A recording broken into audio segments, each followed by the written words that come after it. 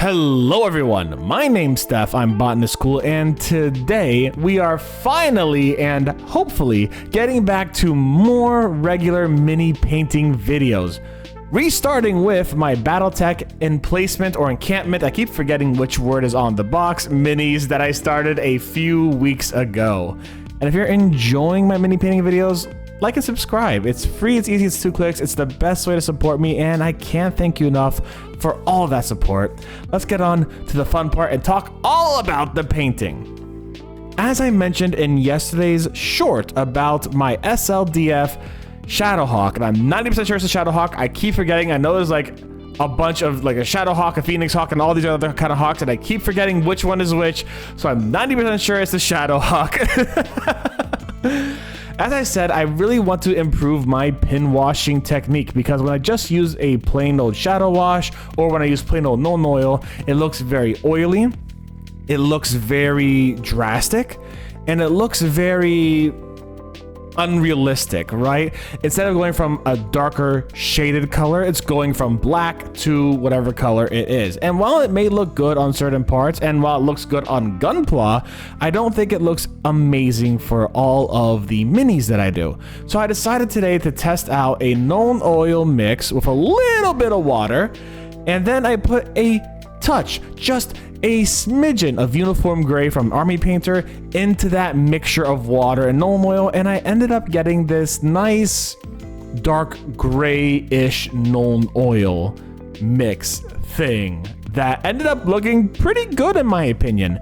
Now, I still can't really get rid of that oily, watery look every once in a while, but by really focusing in on just the crevices, just those really big, obvious, like, divides in the actual minis, like on the top of the turrets and on certain parts of the doors or on certain parts of the pipes that you'll see on other parts of these minis, I was able to really get that effect solidified without it looking too egregious.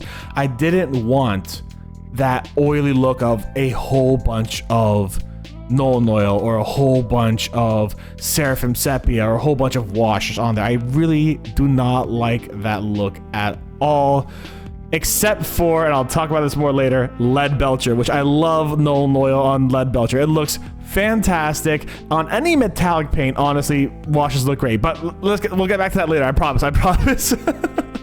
I then mixed a little bit of Doombull Brown into that gray Nuln Oil mixture and decided to work on the command bunker, which I painted that brick color.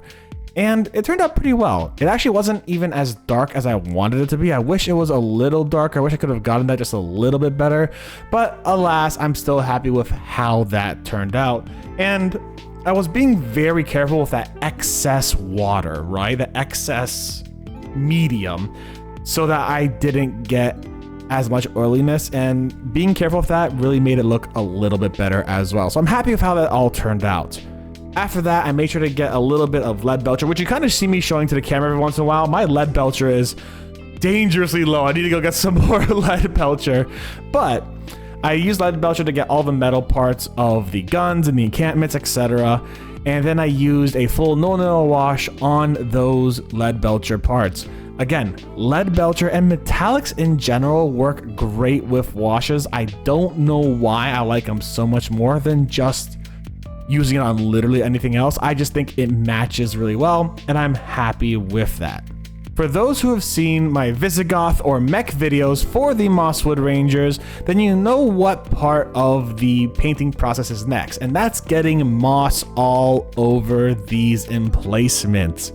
So I'm taking this borked up brush like no tomorrow that I cut, and it's kind of roughed up and it is dingy as all get out. And I'm using a bunch of greenskin from Army Painter Warpaint Fanatics, and I'm just dabbing it all over those towers and those emplacements because I want to show moss growing on them. That's the whole point of the Mosswood Rangers. You have brick and stone colored things covered in moss to symbolize nature reclaiming what humanity has built and taken over, which is a really cool little thing that I like about it. So these eco-terrorists kind of have a little bit of symbology in their own structures. Green skin won't be the last color green we use on this. In fact, we're going to be doing a little bit more green skin on pretty much every single part of these models, including the rocket heads, the turret heads, and the rest of the command bunker, all that kind of stuff. We're going to be doing more green skin on there, and then we'll be dabbing up a whole bunch of lighter greens that I have. Even greens like Green Flame, which on their own in small little dots actually does fine. It's when you use Green Flame as an actual paint that it fucking sucks. So Green Flame as like dots to make the moss look a little bit better is actually pretty decent, though I wouldn't use it for more or less anything else. And that's going to be it for me today, guys. I hope you all enjoyed the video. I hope you all enjoy what's coming up next. I'm planning on making more mini painting content. I have been behind on it because of mental health and physical health, so we'll get there. We'll see what we can do, and I appreciate your patience. As always, guys, like and subscribe. Y'all stay safe, stay Botanist Cool, and I'll see you soon. Bye, everyone.